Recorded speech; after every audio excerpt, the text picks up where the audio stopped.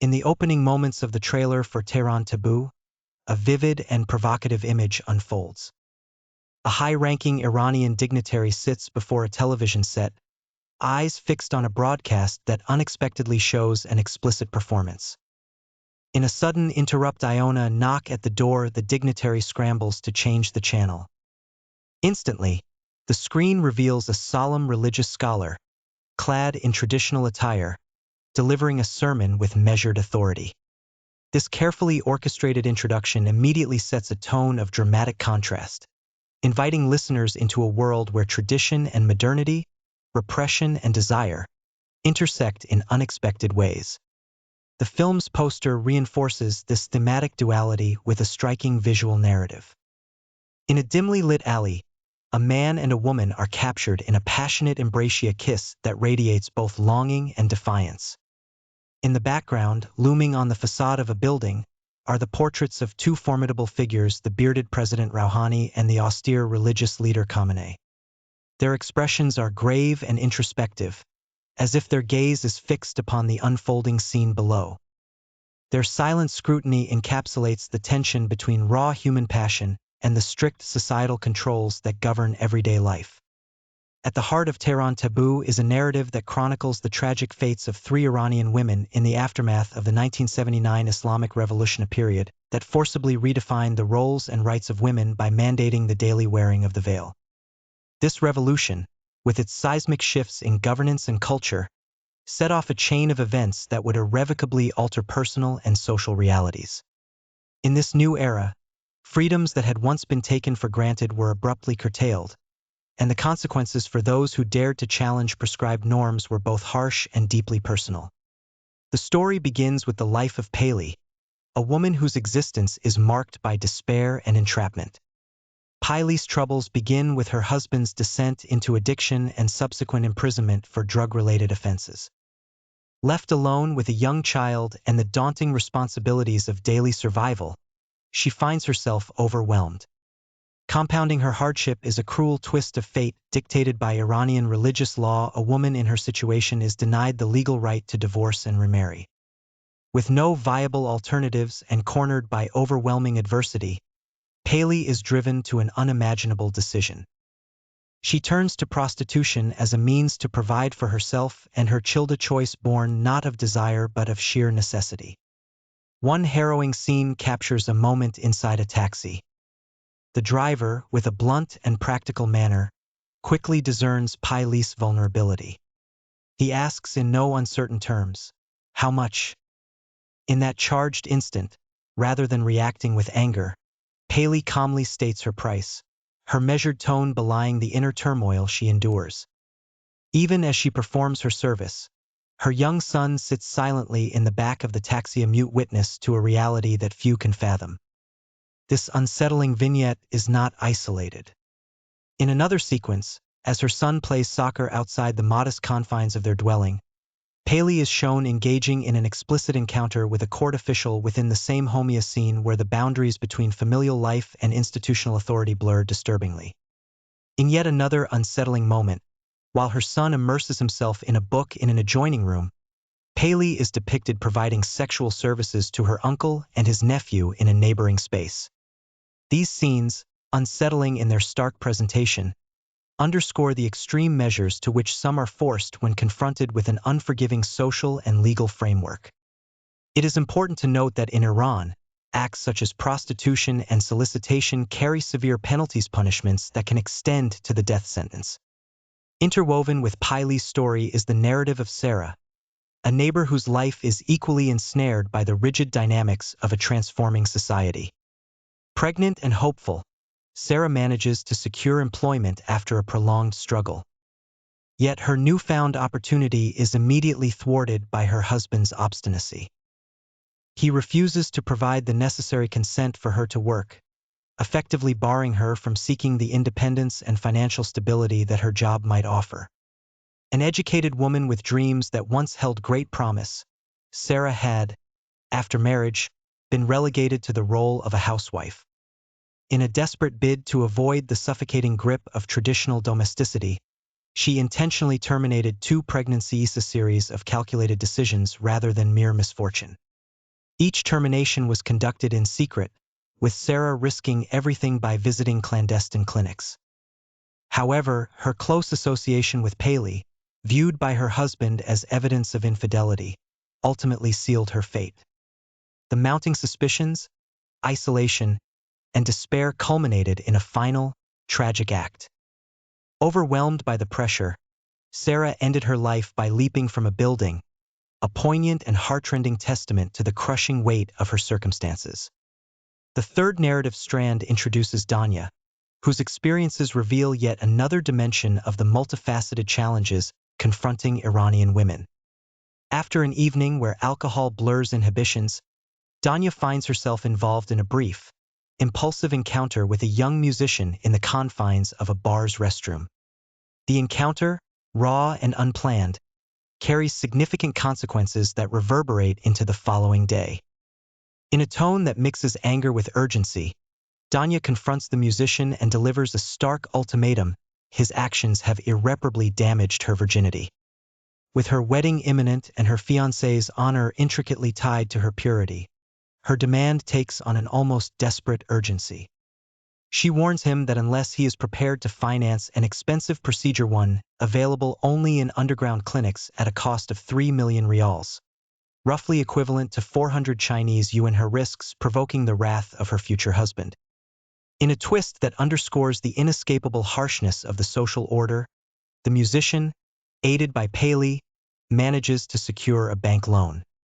Yet, in a final betrayal, instead of using the funds as promised to restore Danya's lost virtue, he diverts the money to purchase a counterfeit passport and flees the country, leaving Danya to bear the full brunt of her society's unforgiving norms.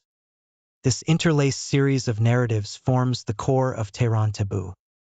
Each story, with its unique details and heart-wrenching moments, converges to illustrate the extensive and multifaceted oppression that Iranian women face in the wake of the 1979 Islamic Revolution. When viewers are moved to label Iran as a veritable hell on earth for women or pinpoint the revolution as the definitive moment of their suffering, it is crucial to recall the provocative insight of Lu Sun: all art is propaganda.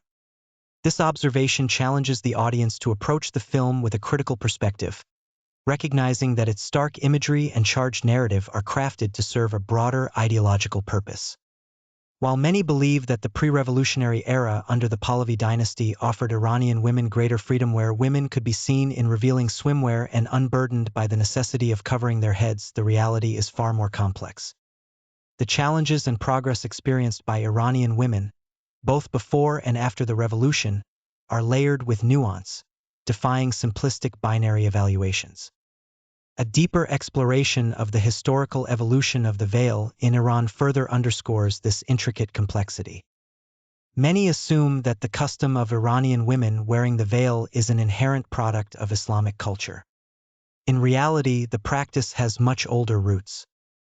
The veil, or headscarf, evolved from traditions dating back to ancient Mesopotamian civilizations. In those early societies, the headscarf was not merely a piece of clothing but a garment imbued with cultural symbolism. During the era of the Assyrian Empire, wearing a headscarf was reserved for the elite royal women and high-ranking members of society, while slaves, peasants, and even prostitutes were strictly forbidden from doing so. The laws were explicit, and any violation was met with severe punishment. Following the Persian conquest of the Assyrian Empire in 612 BCE, the ruling class of ancient Iran adopted the practice of head covering. Over time, what had begun as an exclusive marker of nobility gradually permeated society. Under successive dynasties, the headscarf transformed from a symbol of aristocratic status into a common article of clothing for women across all classes. This long historical trajectory demonstrates that the headscarf is not a creation of Islamic doctrine but rather a cultural vestige that predates Islam by centuries. The tradition of head covering is not confined to the Islamic world alone. Biblical passages, for instance, suggest that women should cover their heads during prayer or when delivering sermons, highlighting the broader cultural significance of modesty across various religious traditions. When the Arabs conquered the Sasanian Empire, the dominant Islamic culture absorbed many elements of Iranian tradition, including the practice of wearing a headscarf. During these early centuries, the imposition of head covering was not as rigid as it would later become. Under Arab rule, women continued to participate actively in society. They worked, held property, and enjoyed a certain level of economic and legal independence. The enduring tales of 1001 Nights vividly capture an era when women were central figures in public life, owning businesses and making independent choices. It was not until the rise of the Safavid dynasty in the 16th century that wearing the headscarf became a strictly enforced norm. This period marked a significant turning point in Iranian cultural history. The headscarf emerged as an obligatory garment for women, a visible symbol of piety and submission to religious authority. A further dramatic shift occurred during the 1930s under the pro-Western Pahlavi dynasty. In an ambitious effort to modernize the nation and align its image with Western ideals, Reza Shah Pahlavi introduced a series of sweeping reforms that fundamentally altered traditional dress codes. Among the most contentious decrees was the strict prohibition against the wearing of the headscarf by Iranian women. The rationale behind this edict was not driven by a concern for women's liberation per se. Rather, it was intended to modernize the national image and avoid ridicule from Western observers. In a society deeply rooted in tradition, the top-down imposition of Western standards ignited fierce resistance. The enforcement of these new dress codes was brutal and uncompromising. In public spaces, if a police officer encountered a woman wearing her headscarf, the response was immediate and forceful. Women were subjected to physical violence, their headscarves were forcibly removed, and their modest attire was exposed in a manner that was both demeaning and degrading. The humiliation inflicted on these women was so severe that many chose to confine themselves to their homes. For some, the relentless public shaming and the brutal enforcement of the law drove them to take their own lives. The Pahlavi reforms in Iran bear a resemblance to the radical modernizing measures undertaken by Peter the Great in 17th-century Russia. In both cases, ruling powers sought to transform society by imposing Western norms through forceful measures. However, such heavy-handed approaches not only alienated vast segments of the population but also laid the groundwork for future social and political upheaval. In the years leading up to the 1979 revolution, a countercurrent of dissent began to emerge. A growing number of Iranians started to question the wholesale adoption of Western gender roles and the abrupt dismantling of long-held cultural traditions. In this climate of rising opposition, the headscarf, once viewed as a symbol of subjugation under the Pahlavi regime, was reinterpreted as an emblem of national identity and cultural heritage. As Iranian society became increasingly polarized, many women, particularly those from more traditional backgrounds, embraced the headscarf as a symbol of resistance, a way to reclaim a part of their cultural identity against what they perceived as the corrosive effects of forced westernization. It is essential to acknowledge that the Pahlavi era was not devoid of progress in the realm of women's rights. Under this regime, significant strides were made. Women were granted the right to vote, and opportunities emerged for them to serve in parliament, hold judicial positions, and even occupy cabinet roles. The 1967 Family Protection Law, for example, introduced reforms in divorce procedures and aimed to ensure that custody of children was determined by legal standards rather than solely by tradition. Subsequent reforms raised the minimum legal age for marriage from 13 to 15, and later to 18 by 1975. These legislative changes fostered an environment in which a new, dynamic generation of Iranian women began to flourish. Women could be seen confidently strolling along urban promenades in stylish swimsuits, actively participating in the public sphere, and achieving success in a variety of professional fields. Yet, in a twist of fate that is as ironic as it is tragic, many of the very women who had benefited from these advances became fervent supporters of the revolutionary movement that ultimately toppled the Pahlavi dynasty. On the surface, it may seem paradoxical that a group that had enjoyed expanded rights would lead a revolt against a regime that had championed those very rights. However, the roots of the revolution were complex. The rapid and, at times, forced modernization efforts had alienated large segments of society, and the government's failure to nurture a genuine sense of national identity left a void that was readily filled by revolutionary zeal. For many women, donning the headscarf during the revolution was initially a symbolic act of reclamation of a tradition that had been eroded by imposed westernization. Yet, once the revolution succeeded, the new Islamic government quickly instituted its own draconian policies. In the post-revolutionary era, the Islamic Republic introduced measures that sharply curtailed many of the freedoms that Iranian women had once begun to enjoy. Under the new regime, women were not only required to wear the headscarf, but were also subjected to a range of restrictions that affected nearly every aspect of their lives. Cosmetics were banned, strict dress codes were enforced by moral police, and the use of certain personal adornments was deemed punishable by law. By the early 1980s, women were prohibited from serving as judges, and careers in the legal field were actively discouraged. The previously enacted family protection law designed to protect women's rights by limiting practices such as polygamy and unilateral divorce was repealed. Marital rights were drastically reduced, and in a shocking reversal, the minimum age for marriage was lowered dramatically, sometimes to as young as 9 years old. Amid these repressive measures, however, a paradox emerged in the realm of education. Although the Pahlavi regime had introduced reforms to expand educational opportunities for women, these efforts were uneven and often hampered by national policies that favored urban development over rural outreach. In contrast, the post-revolutionary government embarked on a comprehensive campaign to promote universal education. Today, even the most remote villages in Iran have at least one school, ensuring that every child, regardless of gender, has access to learning. This emphasis on education has produced remarkable outcomes. Recent data show that literacy rates among young women aged 15 to 24 have soared to nearly 99%, and women now constitute a robust majority among university students. As a result, educated Iranian women have increasingly found opportunities in sectors such as healthcare, education, religious institutions, private industry, and public service. This complex realistic coexistence of significant progress in education and employment alongside severe restrictions on personal freedoms paints a picture of Iranian women's experiences that defies simple characterization. On one hand, there is undeniable progress in intellectual and professional domains. On the other, a reassertion of conservative values continues to limit personal freedoms. This duality is a stark reminder that broad generalizations about the status of women in Iran risk oversimplifying a deeply intricate reality.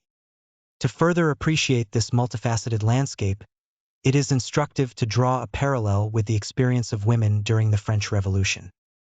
In 1789, as revolutionary fervor surged through France, Parisian women emerged as active agents of change. Confronted with bread shortages and mounting economic hardship, they took to the streets and marched on the royal palace at Versailles. In a dramatic act of collective action, they compelled the royal family to confront their responsibilities. The women's demands were clear and forceful. They called for measures to ensure that a woman's dowry would not be squandered by her husband, for protections against domestic abuse, and for state support for those forced into prostitution by economic necessity. These demands led to the enactment of progressive reforms. Divorce was legalized. Marriage was redefined as a civil contract, and women were granted rights to share in family property. During the height of their activism, organized groups of revolutionary women took to the streets, donning trousers and red caps, carrying firearms in bold displays of their newfound agency. Yet, as the revolutionary fervor waned and conservative forces reasserted themselves, many of these gains were systematically rolled back. The celebrated Declaration of the Rights of Man and of the Citizen made no mention of women's rights, and subsequent legal codes restored patriarchal authority in family and societal matters. This historical episode encapsulates the precarious nature of women's emancipation in the wake of revolutionary upheaval, a pattern that resonates deeply with the post-revolutionary experience of Iranian women. In Iran, the promise of liberation that accompanied the 1979 revolution soon gave way to a regime that imposed a strict moral order. The very symbols that once represented resistance, such as the headscarf wear, transformed into instruments of control. Many women who had been at the forefront of the revolutionary struggle found themselves disillusioned by the new policies that stripped away the rights and privileges for which they had fought. The resulting landscape is one of profound ambivalence. While significant strides have been made in education and professional opportunities, the personal freedoms that many had aspired to remain severely curtailed. Recent developments further underscore the enduring contradictions within Iranian society. In a decision that has attracted considerable international attention, Iran has recently lifted long-standing bans on popular social media platforms such as Twitter, Facebook, and various Google applications. This move reflects a broader struggling tension between the desire to embrace modernity and the deep-seated wariness of Western cultural influences. On one hand, the unblocking of these platforms suggests an acknowledgement of the benefits of global connectivity and the free flow of information. On the other, it serves as a reminder of the persistent tension between tradition and modernity, tension that has long defined the cultural and political landscape of Iran. This phenomenon is not unique to Iran. In many developing nations, economic stagnation and a decline in global status have fostered a cultural conservatism that stands in stark contrast to the pressures of globalization. The process of women's emancipation in regions across Asia, Africa, and Latin America is often shaped by external influences. As a result, progress in these areas may appear superficial or lack deep-rooted national authenticity. Without an intrinsic, self-sustaining drive for reform, such progress may ultimately falter or even regress. In the context of Iran, the legacy of the Pahlavi dynasty's progressive policies has not been entirely discarded by the Islamic Republic. In many respects, the post-revolutionary government has built upon and in some areas even extended the advancements achieved during the earlier era, particularly in education and employment. Yet, when it comes to marital rights and personal freedoms, the trajectory has been decidedly regressive. This juxtaposition encapsulates the central paradox of modern Iranian society, a nation that has achieved remarkable progress in certain fields while remaining deeply entrenched in traditional modes of social control.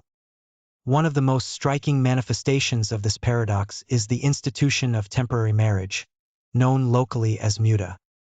This practice, which allows marriages to be contracted for a predetermined period ranging from as short as 1 hour to as long as 99 years, represents a pragmatic response to the rigid constraints imposed by the state.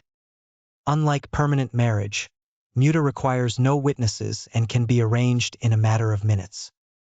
This flexibility has provided a lifeline for sex workers, who, under the threat of the death penalty for engaging in prostitution, have been able to formalize their relationships in a way that offers some legal protection. Despite the severe penalties prescribed by law, the practice of temporary marriage endures as a testament to the resourcefulness of those navigating a labyrinth of contradictory regulations and social expectations. The persistence of such practices underscores a fundamental truth about human nature: basic desires, whether for intimacy, economic survival, or personal expression, will always find a way to manifest, even under the most oppressive conditions. In many ways, the state's efforts to regulate these desires only serve to highlight the indomitable resilience of the human spirit. The Iranian experience, with its blend of ancient traditions and modern challenges, offers a compelling illustration of how traditional values and modern pressures can coexist in a state of dynamic tension. As the narrative of Iranian women continues to evolve, it becomes increasingly clear that any simplistic, one-dimensional interpretation of their plight is inadequate. The reality is a complex mosaic of progress and regression, of moments of liberation intertwined with episodes of constraint. While the Islamic Republic has undoubtedly imposed severe restrictions on many aspects of women's lives, from strict dress codes and limitations on legal rights to pervasive social control, it has also overseen significant improvements in education and professional opportunities. From bustling urban centers to remote rural communities, Iranian women are now more literate, educated, and economically active than ever before. Universities report that women form a majority of the student body, and many of these graduates go on to secure positions in diverse sectors such as healthcare, education, law, and public administration. At the same time, strict moral codes continue to shape the boundaries of acceptable behavior. Legal restrictions on personal freedoms, combined with pervasive social expectations, create an environment in which Iranian women are both empowered by newfound opportunities and constrained by enduring traditions.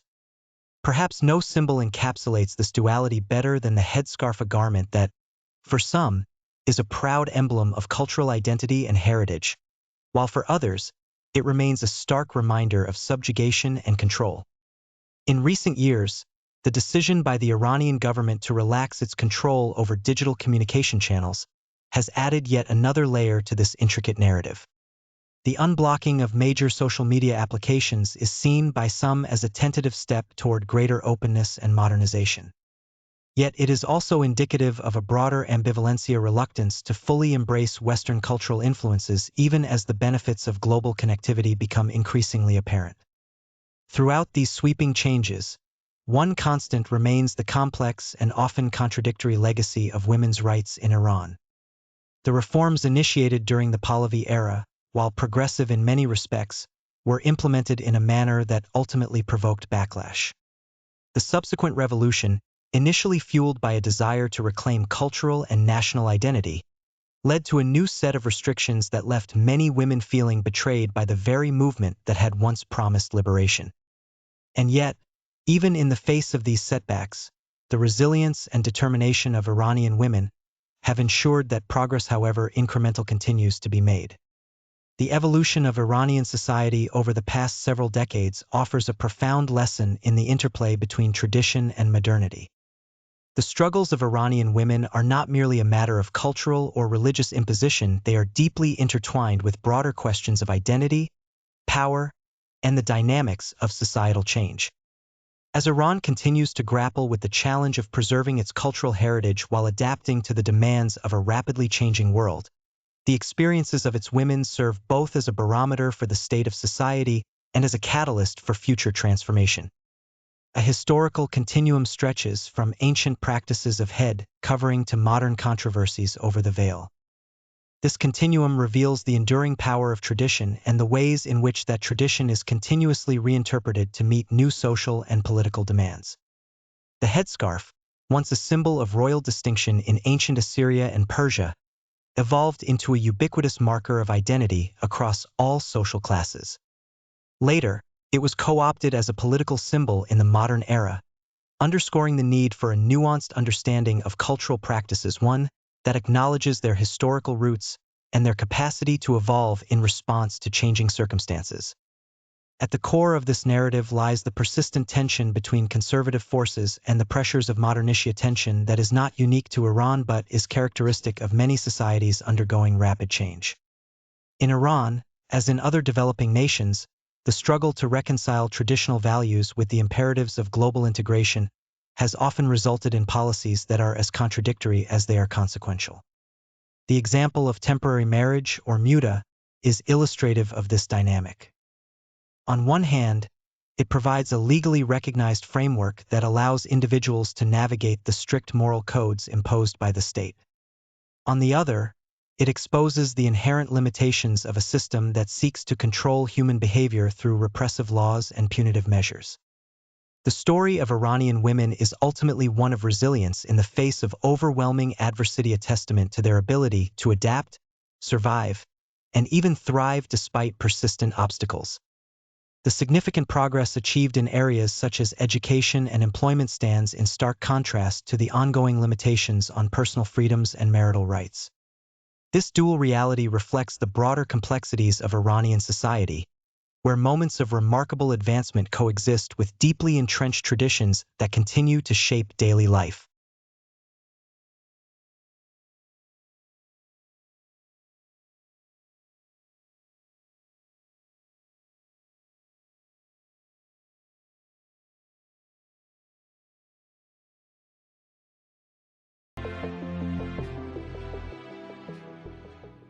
If you enjoyed this video, please subscribe to our channel.